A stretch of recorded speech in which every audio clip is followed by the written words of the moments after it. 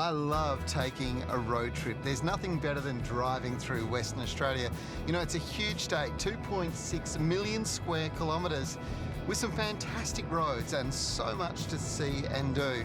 Now, I've been taking a trip through the Pilbara. I've been in the central Pilbara.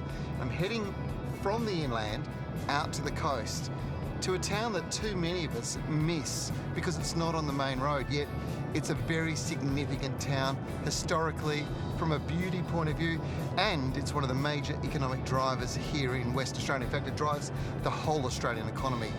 Now, this town is 259 kilometres south of Karratha, or a 2-hour flight north of Perth, and it is well worth visiting. This is the town of Onslow. Onslow is home to approximately 700 people these days. It was first settled as a town servicing a small port. The Ashburton River offered graziers the chance to send wool from nearby sheep stations to Perth and beyond.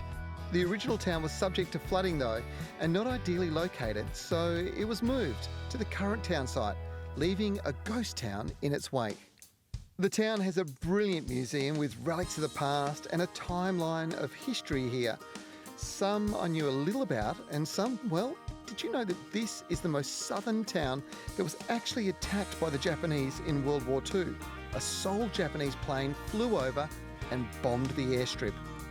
The town was named in 1885 after the West Australian Chief Justice Sir Alexander Onslow, but it's the modern history that's got most people really excited. Back in the 1960s, they discovered oil and gas not far offshore here.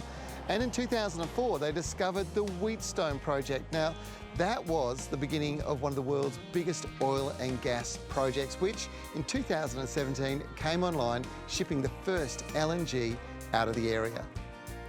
The enormity of the gas fields off Onslow should never be underestimated, as they're believed to be valued at $180 billion to Australia's gross domestic product, and will employ well north of 30,000 people through the lifespan. But it's not the only natural resource that people love here. Onslow is the gateway to the Mackerel Islands, one of the jewels in WA's tourism crown, yet mostly undiscovered by the majority of West Aussies.